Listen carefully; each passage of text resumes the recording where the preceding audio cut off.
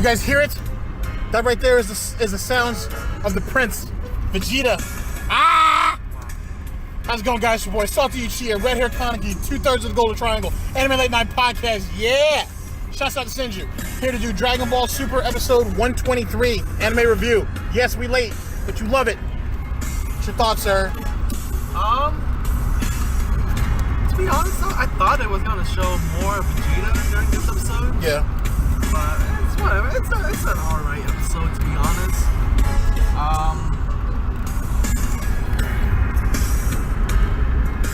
It was kind of cool seeing how June just condensed the engine on his fist. Yep. During the episode, he's using arm and hockey, bro. Hockeys. Whooping that ass. Yeah, he was. But then Goku's still out there stealing moves from people's. Whatever. He stole 2 moves, but we'll talk about that when I get to my shot. The grenade shit, he stole that from somebody. He stole that from dude from the Pride Troopers. He just did it differently. Landmine? Yeah. He stole alright, the what was that guy's name? Is it Kisu? He was like the little pudgy guy who saved Despo. Who had like the threads. Remember how he laid them down on the ground and if you touched them they would explode? Same concept, just Goku just did them in just condensed them into little balls instead of having threads. Like a true Uchiha, steal everything and claim it as your own and make it better. Wow. Yeah, I was confused. I was like, when did he learn to do this? That's where he got it. In my own opinion, I should say. But yeah, like I said, it was cool. Mostly it's like a brawling episode, to be honest. Yeah. Vegeta new form though. I like to call it Ultra Blue, you know? Yeah, that's pretty much what it is. It's like Super Ultra Blue. That's what I'm gonna call it. Call it Super Ultra Blue. That sounds pretty cool. In my opinion though, I feel like it's stronger than Kaioken Blue Goku and probably a little bit more stable where like in Kaioken like his stamina is being drawn both from Kaioken and Blue. Whereas maybe in this form it's a little bit more stable for Vegeta. So he can last maybe longer, and I feel like it's probably a little bit more stronger than Kaioken Blue Goku. Okay. Interesting. But Vegeta's still probably gonna need like something else. Yeah, they'll have to give him something else at the end. But right now, it's said that they've basically thrown all of their energy behind these 2 forms. So. All right, so let's go ahead and get this party started, ladies and gentlemen. Basically, the episode starts with let's go ahead and start off with Frieza, I should say. So Frieza yet again was still catching his hands, and Despo, as I said in the previews, I'm not going to jump ahead. But I had said we called this last week that in the previews it looks like Despo has something else, and we're going to see that this week coming up. But I'm sorry. So anyway, they're catching hands. Despo's. Kind of, lean back, throw it off his shoulder. Yeah, exactly. Basically, Despo was throwing Frieza around, and everybody was like, "Oh shit," yada yada yada. It's like, goddamn, Despo's strength is probably his most deceptive, tool currently. But anyway, he ends up flinging Frieza, and then he starts his little rabbit laugh. Next thing you know, the boulders that were around him start to hover and shit. Frieza gets up, brushes dirt off his shoulder and chest, and he's like, yeah, you really thought that hurt? Lean back. Pretty much. Hit him with the Fat Joe.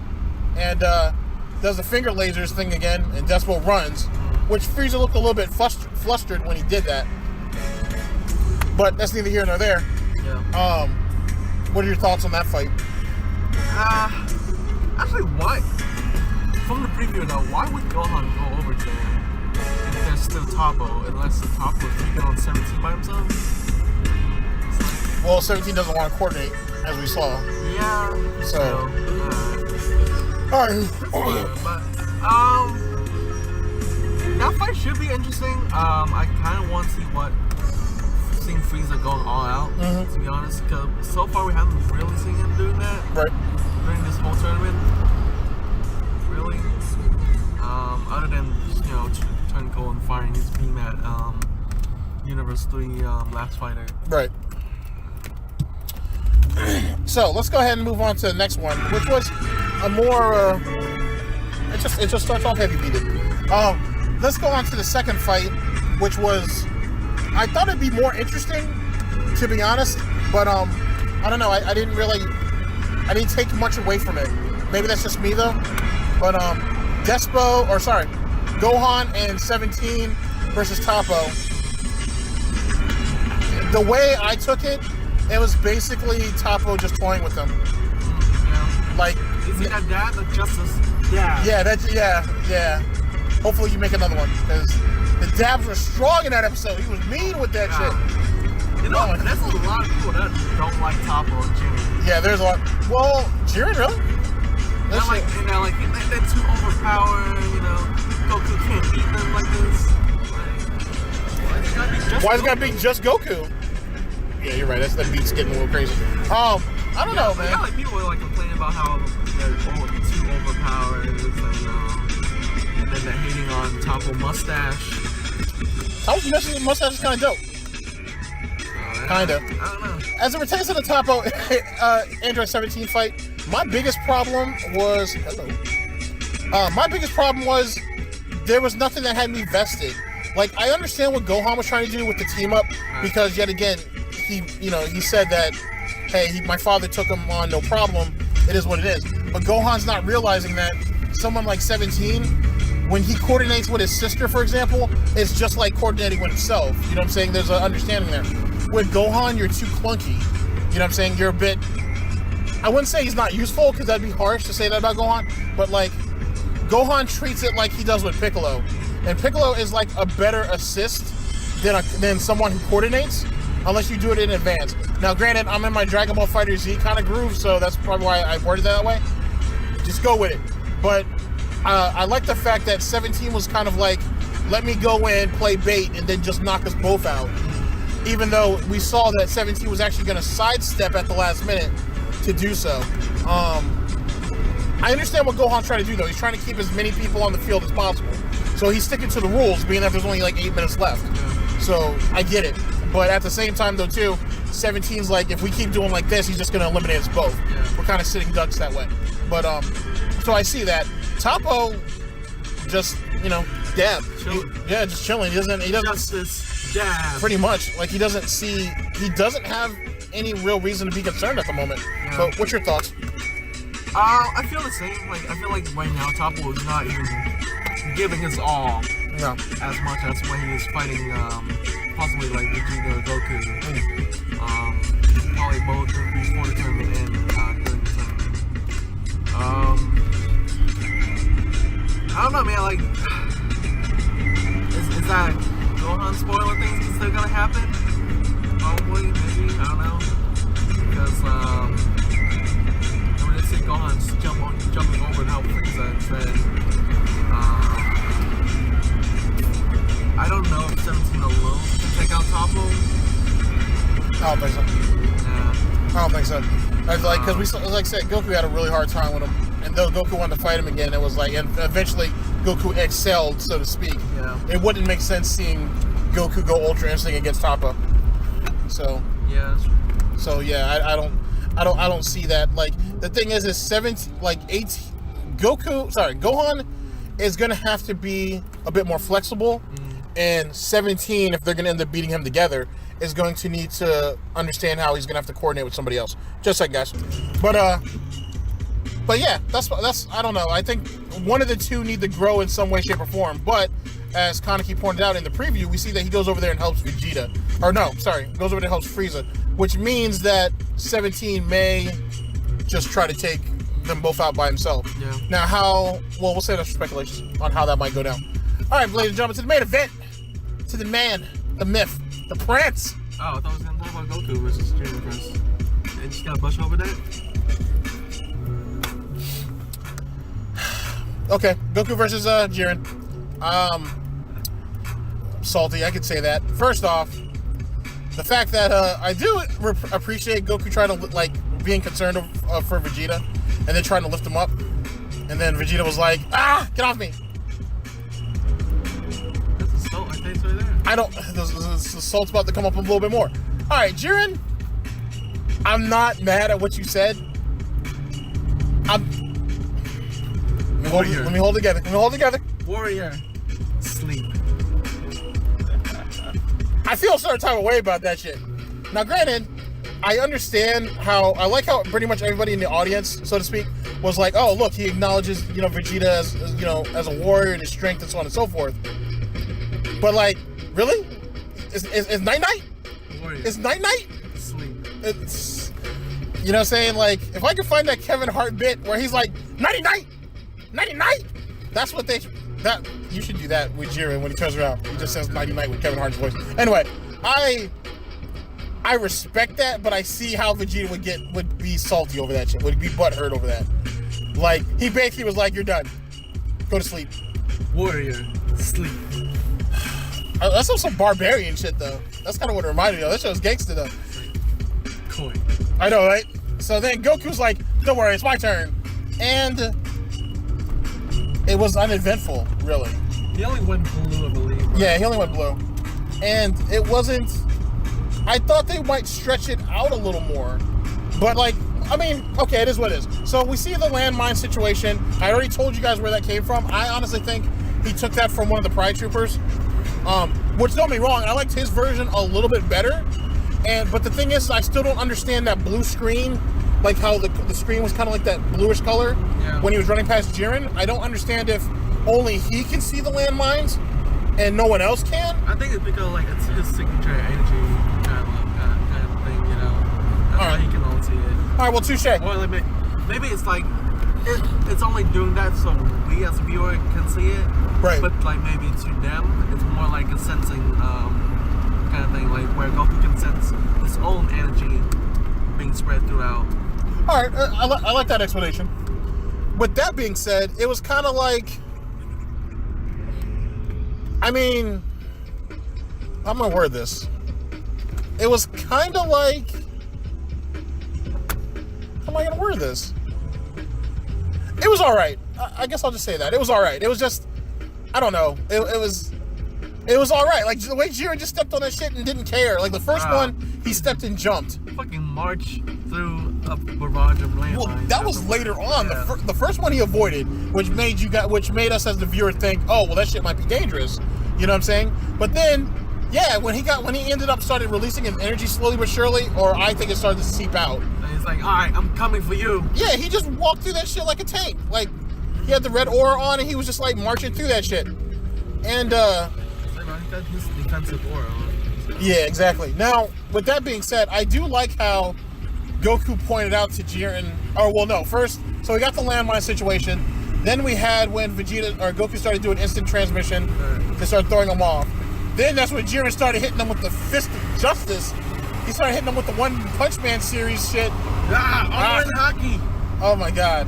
And and then we see Goku use Krillin's technique, which was clever and whatnot. And that boulder situation where they were fighting on the ends of it, next thing you know, it gets sliced up under Jiren. It looks like he's gonna fall. Then Goku instant transmissions again, kicks him downwards. Smart move. For Jiren to go ahead and put up his aura and then bounce off rubble. Hey, bro. Oh my Christ. Goku might as well just use Kamehameha and push him down further. Maybe. I don't even know if that would work though at this point. I'll try. But you gotta give Jiren a lot of credit because of his versatility. Yeah. But so you had that nonsense. Then, let me point that shit out. Then you have Jiren basically starting to unleash a little bit more of his energy to where the gods of destruction and the Shinkai were like, oh shit, I haven't seen Jiren like this in a while. Yeah. And Goku peeped game and he's like, I get it, you're fucking strong, man, but I'm not gonna stop. And then the Prince of All Saiyans rises. Oh, and then Jiren did the punch. Oh, and Justice. Run through all the Justice Punch. That was scary. That was like the advanced it looked like an advanced version of Hit's technique. Yeah. That's what that looked like. I'm telling you, boy, that's hockey. It might be. This hockey game is strong. It might be. But like I get when Goku was like, I get that you're strong, but that doesn't mean that, I'm gonna just give up. Vegeta gets up, gives his speech. And I remember student Kaba. Yes. Taking the tail. That was wow. we didn't see that part actually. But that was a touching moment though, because yet again, it's something that I've preached on this channel and on the other channel since the beginning. You saw more of Vegeta's growth. You know what I'm saying? Thinking back to Kaba and, you know, making that wish to bring him back. But then again, that's still jumping ahead. So then we see the power-up, and we see the power-up. First off, fuck you, Goku, for sitting there and acting like that shit wasn't nothing.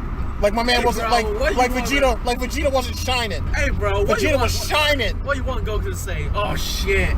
Vegeta was shining. Even the Grand Priest said something. Even the Grand Priest said something. Hey, bro, what do you want him to say? He's facing Jiren right now. You want him to just turn around and like, oh shit, Vegeta. Yeah, actually. He's sparking like Edward Cullen. Wow. What? Is that what you want him to say? No. We do not talk about that shitty movie on this channel. Anyway, he was shining, he was glistening, he was looking clean. And Goku said nothing. Hey, bro. But like I said, the Grand Priest says now I like the Grand Priest's observation of it, where he was basically like, oh well, looks like Vegeta's starting to break out of his shell too, or slowly but surely. So maybe just as Vegeta said in the last episode, instead of going the path of Ultra Instinct, maybe he'll continue to travel the path of Super Saiyan God, and maybe even incorporate some of the aspects of Ultra Instinct without actually using it. Or Berserker. But I like this new transformation. I'll be honest with you. My problem is it reminds me of Super Vegeta, just Super Saiyan God Blue version. I'm sorry. That's what it reminded me of a little bit. The eye shit though, like the way his eyes look is dope. Yeah. That is clean. And his aura is better. Like it's definitely, like as you said, Kaneki, it looks a lot more stable. It's more pure blue. Yeah, it's more pure blue. Where you can actually, okay, so like it's more. Whereas in God Blue, like the blue is kind of like milky blue. Right. Where like this one's like you can actually kind of see through it. Yeah. So I agree. So I mean that right there is a bonus. You know what I mean? But like, I don't know. I still got my salt about it. It's the way I'm built. What about you, man? What are your thoughts? Like I say, I think it was cool seeing that that new transformation for Vegeta, the new aura. He does look pretty clean. You know, I like the sparkling in the energy. I really do like the eye design. Yeah. Kind of like Ultra Instinct. It reminds me of Ultra Instinct, but instead of gray, it's like a deep navy blue. Would you even say like an aqua blue? No, it's like navy. Well, yeah, aqua has green in it. Yeah, you're right. But yeah, I guess it does remind me of Super Vegeta. Maybe he can control how much muscle like he kind of like put out there. I mean, fuck, look at Jiren. Well, that's what I'm saying, and that's what I'm wondering if he did that slightly, I should say, to kind of match, well, not match, but to at least bring up some of Jiren's bulk, because as he said, Jiren hits like a truck. So Jiren is a fucking beefcake, bro. Like he's like goddamn cake. Like we got like a bottom view looking up at him, and he's like fucking beefcake, bro. He's built like an Adonis. I agree. God damn. I agree.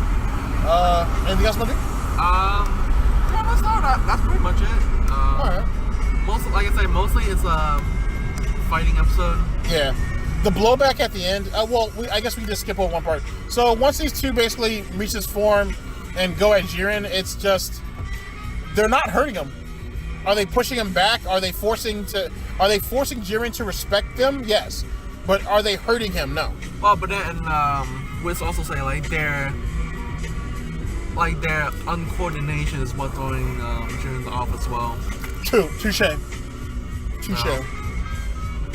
don't know. We'll see. We'll have to wait and see how that plays out. I mean, they did land hits on Jiren, so they did.